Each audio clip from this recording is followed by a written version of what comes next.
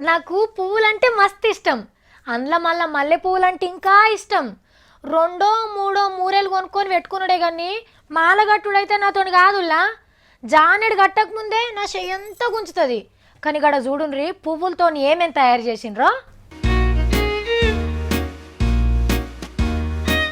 అబ్బా, నెమలి ఎంత ముద్దుగున్నదో, రంగురంగుల పువ్వులతో పురి విప్పింది. అరే, ఇంకో నెమలి ఈకలను కిందికి వచ్చింది.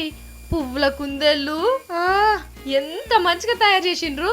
వరెవ్వా, చిన్న పిల్లకు పువ్వుల గౌను రెక్కలు తొడిగిండ్రు. ఎన్ని వేల పువ్వులు పట్టినాయో కదా. అరే, నెత్తిర పోసిండ్రు. మంచి జడేసి మల్లె పువ్వులు పెడితే ఇంకా సింగారం కొట్టు కదా. ముసలిని కూడా తయారు చేసిండ్రు. తీరొక్క పువ్వులు ఈయన్నే చూసినట్టు అనిపిస్తలేదు.